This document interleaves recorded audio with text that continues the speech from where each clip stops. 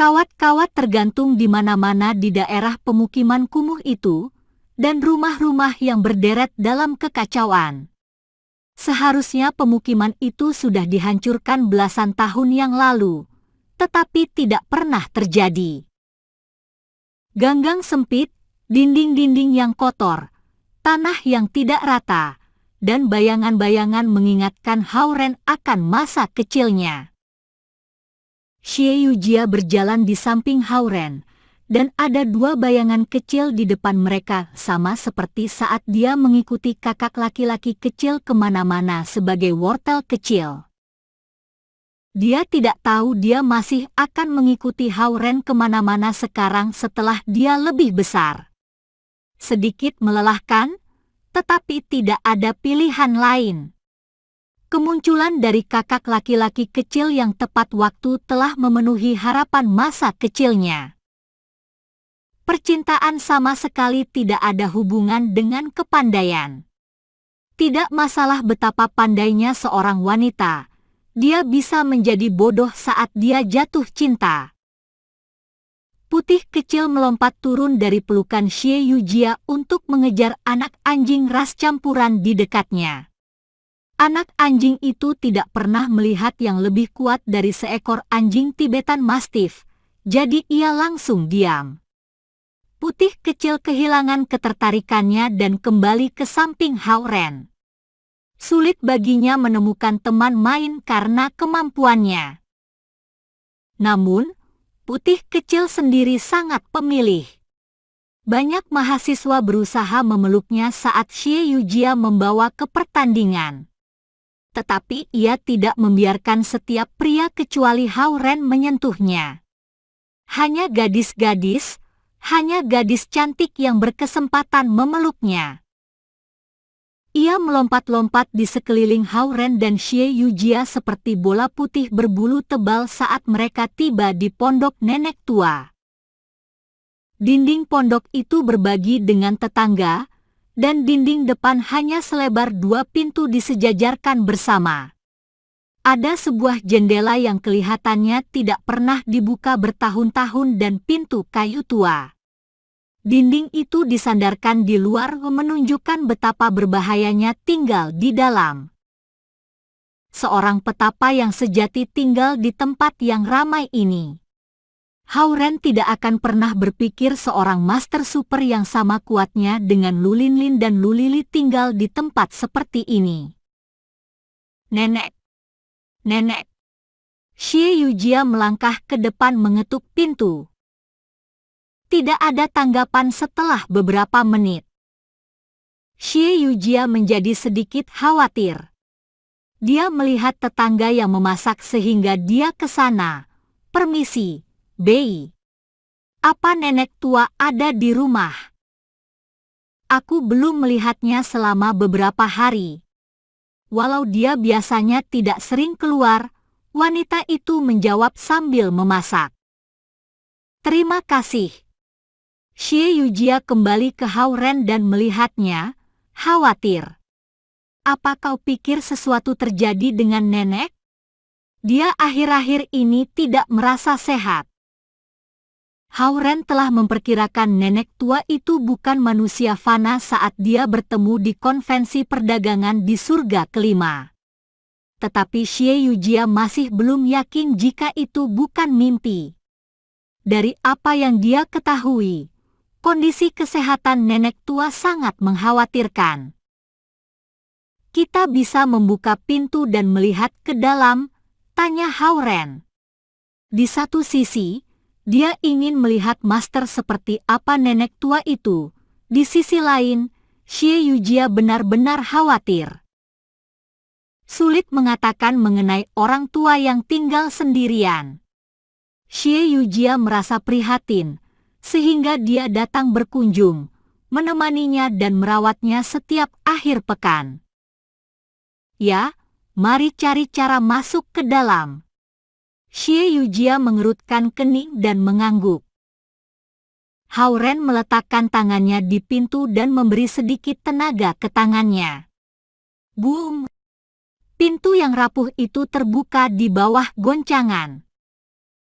Tidak ada ubin yang mengalasi lantai.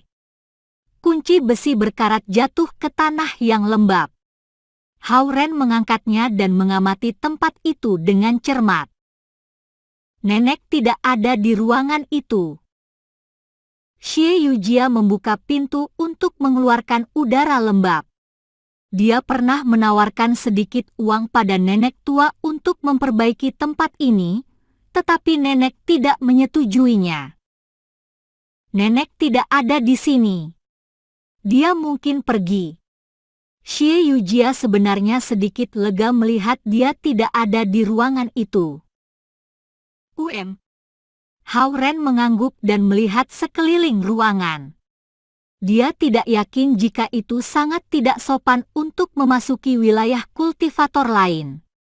Tetapi seharusnya bukan masalah karena dia masuk bersama Xie Yujia. Sebuah tempat tidur kayu, satu set kursi, sebuah mangkuk retak di meja, sepasang sumpit hitam, dan sebuah ketel tua kelihatannya itu semua yang barang milik nenek tua. Dia bahkan tidak memiliki selimut. Nenek memberitahu anak laki-lakinya akan datang mengunjunginya beberapa hari yang lalu. Mungkin dia pergi bersamanya. Lebih baik dia tinggal bersama anak laki-lakinya melihat betapa tuanya dia, kata Xie Yujia sambil berjalan mengelilingi ruangan yang suram dan sempit itu. Dia makin yakin itu hanya mimpi sekarang. Nenek tua itu bahkan sulit berjalan, bagaimana bisa dia membawanya ke angkasa untuk berkunjung? Sedangkan gelangnya, dia berpikir mungkin dia lupa telah membelinya di pasar makan kemarin malam karena kekacauan itu. Apa yang orang pikirkan akan terefleksikan dalam mimpi seseorang. Dia bahkan bermimpi memperoleh gelang ini dari surga. Semakin dia memikirkannya, semakin konyol kelihatannya. Dia merasakan keterasingan saat memikirkan dia menangis dalam pelukan Hao-Ren dalam mimpi. Kemana selimut nenek? Dia bahkan tidak memerlukannya saat dia tidur. Xie Yujia tiba-tiba khawatir tentang kondisi hidup nenek. Dia menepuk Hao-Ren saat dia dengan cermat memeriksa setiap sudut ruangan. Apa yang kau lihat? Oh, aku berusaha melihat apa struktur ruangan ini masuk akal, kata Hao-Ren. Dia membaca banyak buku-buku arsitektur akhir-akhir ini dan telah memiliki rasa dan konsep ruang. Dia menemukan ruangan itu tidak sesederhana seperti yang terlihat. Setiap kemiringan sepertinya memiliki alasan. Bahkan genangan kecil debu mengikuti aturan yang tepat. Ini adalah sebuah susunan formasi. Dengan kata lain, ini adalah sebuah ruang sumi yang dibuat di dunia nyata. Hao-Ren dan Xie Yujia memasuki dunia nenek begitu mereka melangkahi pintu. Sama seperti putih kecil di kalung Hao-Ren, mereka berdua berada dalam ruang sumi nenek tua. Mungkin itu hanya mutiara kecil di tangannya, dan dia mungkin sudah merasakan kedatangan Hao-Ren dan Xie Yujia. Hao-Ren terkesiap saat memikirkan itu. Struktur seperti apa yang pondok hancur ini miliki? Xie Yujia menarik tangan Hao-Ren. Bantu aku membalik papan tempat tidur. Selimut nenek mungkin di bawahnya. Sekarang terang di luar, jadi aku akan menggantungnya di bawah matahari sebentar. Dia membawa Hao-Ren ke samping tempat tidur. Hao-Ren menggunakan tenaganya untuk membalik papan tempat tidur hitam. Boom! Sinar cahaya emas hampir membutakan mata mereka. Setelah mata mereka menjadi terbiasa dengan cahaya terang itu, mereka melihat harta, teknik, dan eliksir yang tak terhitung banyaknya di depan mereka. Apa ini? Mata Xie Yujia membelalak dan bertanya pada Hao-Ren. Area itu dibagi menjadi 3 bagian oleh kawat logam yang berkilau dengan cahaya perak. Di bagian kiri ada berbagai jenis harta dharma, di bagian tengah ditumpuk dengan rapi gulungan-gulungan teknik kultivasi, di bagian kanan ada berbotol-botol pil eliksir. Jelas, susunan formasi 5 elemen milik Hauren telah diambil dari koleksi ini. Melihat harta dharma memancarkan esensi alam yang sangat berlimpah-limpah, Hauren merasa mereka adalah harta dharma tingkat atas yang lebih kuat daripada tombak emas naga Zheng Yitao. Masing-masing dari mereka bisa dibuat menjadi harta dharma natal. Kriek. Pintu kayu di belakang mereka didorong dengan perlahan hingga terbuka. Xie Yujia yang sudah ketakutan dengan apa yang dia lihat terkejut mendengar suara itu. Dia dan Hauren memalingkan kepala mereka bersama dan melihat nenek tua berjalan ke dalam ruangan dengan perlahan dengan banyak sayuran di tangannya. "Nenek, kami tidak bermaksud mengintip barang-barangmu," kata Xie Yujia terbata-bata. Tidak bisa menemukan kata yang tepat. Hauren langsung menurunkan papan tempat tidur. Nenek tua berjalan ke sana dan meletakkan sayuran ke atas meja. Menarik kursi, dia mengangguk pada Hauren dan Xie Yujia dan menunjuk ke papan tempat tidur.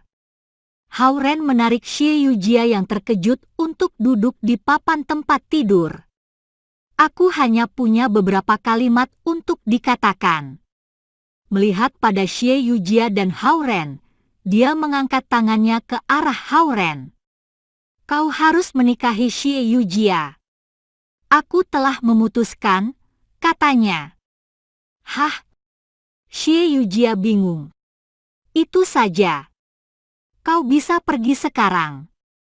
Nenek tua melambaikan tangannya pada Hauren. Sebelum Hauren bisa bicara apa-apa, sebuah kekuatan yang sangat besar mendorongnya keluar. Sikapnya sombong lebih agresif daripada Zhao Kuo dan Zhao Guang bila digabungkan. Tepat saat Hauren keluar dari pondok, suara nenek tua terdengar dari sana. "Hari ini aku mendatangi kuil Dewa Naga. Jika mereka tidak bisa menyelesaikan masalahnya, aku akan menyelesaikannya sendiri. Sedangkan Istana Naga Lautan Timur, aku sendiri yang akan datang." Dar! Sebuah kekuatan besar meledak di belakang Hauren dalam jalan yang sempit itu, mendorong dia ke depan lebih dari belasan langkah. Itu hukuman kecil untuk sikap pelin-pelan Hauren terhadap Xie Yujia. Setelah rasa sakit, Hauren merasakan esensi alam yang murni yang berasal dari ledakan memasuki tubuhnya. Set, set, set, set. 4 bukaan terbuka di inti sari naga. Itu hadiah kecil untuk perhatiannya bagi Xie Yujia 2 hari ini. Hauren melihat ke belakang dan menemukan dia berada di pintu gerbang Universitas Lautan Timur. Nenek tua telah melemparkannya dari satu ruang ke ruang yang lain. Teknik memanipulasi ruangan ini bahkan jauh di atas kemampuan Zhao Kuo dan Suhan. Nenek tua itu bahkan sosok yang lebih kuat daripada master level Qian. Apa yang di atas level Qian? Itu adalah tingkat naga surgawi atau tingkat formasi jiwa. Tin, tin. Suara klakson mobil membangunkannya dari kebingungan. Dia melihat ke sekeliling dan menemukan dia berdiri tepat di depan gerbang menghalangi mobil-mobil memasuki sekolah. Dia melangkah ke pinggir. Kemudian dia berjalan ke gedung asramanya dan melakukan kultivasi gulungan pedang cahaya pemecah bayangan sambil berjalan. Dor, dor. Ledakan berturut-turut muncul di intisari naga Hauren. Ledakan itu membuka lebih dari belasan bukaan. Sampai sekarang, 39 bukaan telah terbuka, dan dia akan mencapai level Zen setelah membuka 1 bukaan lagi. Dengan memberinya dorongan di ruang hampa, Nenek tua menanamkan bom kecil dalam tubuh Hauren. Hauren memicu ledakan itu dengan melakukan pengolahan gulungan pedang cahaya pemecah bayangan, dan mereka membuka semua bukaan itu. Metode pembukaan ini sangat agresif, dan Hauren hampir meludahkan darah karena kekuatan yang sangat besar. Namun, setelah ketidaknyamanan selama beberapa saat, dia merasa disegarkan kembali. Nenek tua telah dengan sengaja meninggalkan satu bukaan untuk dibuka Hauren. Sebenarnya, dorongan nenek lebih sebuah hadiah daripada hukuman. Dia tahu tahap awal gulungan pedang cahaya pemecah bayangan sangat lambat dan dia memberi dorongan. Merasakan perubahan dalam tubuhnya, Hauren terkejut juga senang. Saat dia berjalan menuju gedung asramanya, tiba-tiba terpikirkan olehnya bahwa jika nenek tua menguburnya dalam ledakan besar bukan ledakan kecil, dia akan mati dalam keadaan hancur berkeping-keping bukannya memperoleh bukaannya dibuka. Saat memikirkan ini, Hauren menjadi berkeringat dingin. Dia masuk ke dalam gedung asrama No. 7, dia mendengar teriakan kartu dimainkan yang datang dari kamar. Melihat Hauren masuk kamar, mereka langsung berteriak, "Ren, kau hutang makan pada kami." "Kenapa?" Hauren pura-pura bodoh. "Untuk merayakan kemenanganmu memenangkan Xie Yujia. Jika kau tidak mentraktir kami akan mencurinya darimu. Jika kau mentraktir kami akan menolongmu melindunginya dari gangguan di masa depan dari pria lain." Mereka mengancam. Melihat wajah mereka yang bersemangat, Hauren merasa jengkel. "Oke, baik. Aku akan mengundang kalian makan malam 2 hari lagi." Sesungguhnya, dengan kekuatannya saat ini, dia bisa mengatasi pria biasa manapun yang berani mendekati Xie Yujia, dan gabungan kekuatan pria di dalam ruang Iu bukan tandingannya. Tetapi Hauren tersentuh dengan persahabatan antar pria di sekolah, dan dia menebak inilah alasannya Zhao Hongyu mengirim Zhao Yanzi belajar di sekolah. Setelah membersihkan badannya di kamar mandi, Hauren menemukan Yo Liren dan yang lain masih bermain kartu. Dia naik ke tempat tidurnya di atas untuk melakukan kultivasi. Nenek tua telah membuka lebih dari 10 bukaan di inti sari naganya dengan satu pukulan ringan, dan dia perlu menghabiskan 1 malam untuk memperkokoh tingkatnya. Minggu pagi tiba dalam sekejap mata. Hauren bangun dan berjalan ke balkon. Melihat ke atas, dia mendapati kultivator yang tak terhitung banyaknya mengelilingi istana 9 naga di angkasa. Kelihatannya seperti sarang mengelilingi kumpulan lebah yang padat. Aku mengamati langit malam dan merasa sesuatu yang penting akan terjadi. Mengenakan piyamanya, Yo Liren berjalan ke balkon dan berdiri di belakang Hauren. Hauren melihat ke belakang, terkejut. Yo Liren kemudian berubah ke ekspresi jahilnya yang biasa dan mencondongkan badannya ke arah Hauren. "Saudara Ren, apa kau pikir si kembar cantik akan membuat masalah saat menemukan kau dan Xie Yujia pacaran?" Tiba-tiba terpikirkan oleh Hauren bahwa ini adalah hal penting yang Yo Liren maksud. Hauren meliriknya dengan kesal. "Saudara Ren, bantu aku dan beri aku kesempatan dengan si kembar cantik, ya?" Yo Liren semakin mencondongkan badannya ke arah Hauren dan hampir meneteskan liurnya ke bahu Hauren. Hauren melihatnya, bingung. Mungkin di mata para pria, Lu Linlin dan Lu Lili mengabaikan mereka karena kakak beradik itu menyukai Hauren. Hauren kembali melihat ke atas ke langit yang gelap dan menetapkan prioritasnya pada masalah istana 9 naga. Dia menebak alasan Zheng Yitao tidak mendatanginya untuk mengambil kembali harta dharma natalnya adalah dia sedang mempersiapkan masuk ke Istana Sembilan Naga. Hari ini adalah hari para kultivator akan menerobos ke dalam Istana Sembilan Naga. Hao Ren meninggalkan gedung asrama dan pergi menemui Su Han di kantornya. Seolah-olah dia sudah tahu Hao Ren akan datang, pintunya terbuka saat dia sampai di sana. Ada lebih banyak kultivator daripada waktu lain di masa lalu. Sebagian besar kultivator dari surga ke-6 sudah datang. Tanpa basa-basi, Su Han berkata terus terang.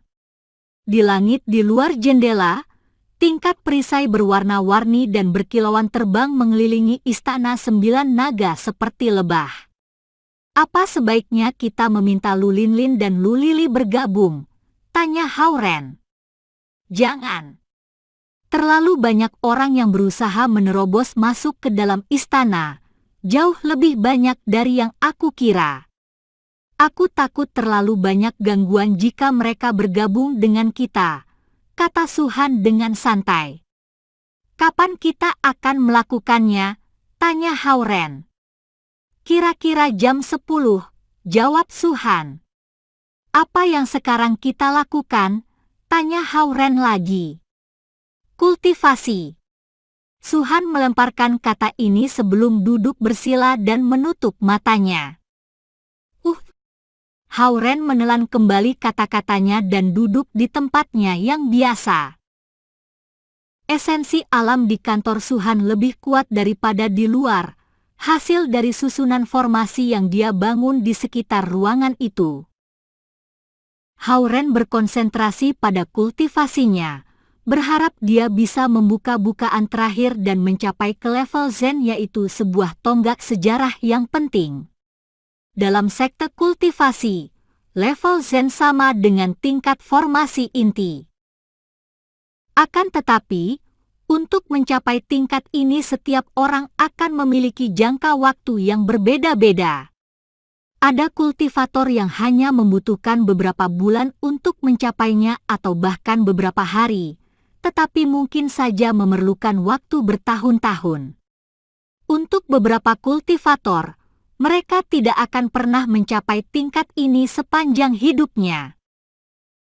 Dengan bantuan intisari naga, kecepatan kultivasi Hao Ren hampir ratusan kali lebih cepat daripada kultivator biasa. Jika seorang kultivator mempraktekkan gulungan pedang cahaya pemecah bayangan, kemajuannya akan seperti keong. Esensi alam memasuki tubuh Hao Ren untai demi untai, yang berjalan menuju intisari naga dan merawatnya. Gulungan pedang cahaya pemecah bayangan bukan teknik yang paling cepat, tetapi teknik yang paling mantap. Seperti jantung yang berdetak, ke-39 bukaan bergetar pada saat bersamaan, masing-masing berhubungan dengan tubuh Hao Ren. Apa rasanya level Zen? Yang disebut pembentukan inti adalah proses membentuk inti emas di tubuh seseorang. Level Zen untuk kultivator naga adalah proses untuk mengaktifkan intisari naga di dalam tubuh secara penuh. Sementara Hao Ren menikmati perasaan dalam tubuhnya dan berusaha menemukan kesempatan untuk penerobosan, Su Han yang duduk di depannya tiba-tiba berkata, "Sudah waktunya. Ayo pergi." Dengan cahaya putih, Su Han menarik Hao Ren ke tinggi ke atas langit dalam sebuah bola energi. Wajahnya lebih suram daripada sebelumnya, seolah-olah dia sudah bertekad mencapai keberhasilan besar dalam perjalanan ke Istana Sembilan Naga bersama Hao Ren sebagai peta hidupnya. Kultivator yang tidak terhitung banyaknya terbang di atas pedang mengelilingi Istana Sembilan Naga yang sangat besar. Mereka semua menunggu waktu yang paling baik untuk menerobos masuk. Boom! Su Han melepaskan aura seorang kultivator level kian tingkat menengah. Tingkat jiwa yang baru lahir. Para kultivator tingkat pembentukan fondasi dan tingkat formasi inti yang ada di dekat situ terkejut dan bergerak menjauh ratusan meter jauhnya dari mereka. Kultivator naga level kian. Seseorang berteriak. Mengabaikan perkataan mereka, Suhan melihat ke belakang dan melihat Hauren yang berdiri di belakangnya berpegangan kuat pada tangannya. Wajahnya berubah menjadi marah. Lepaskan.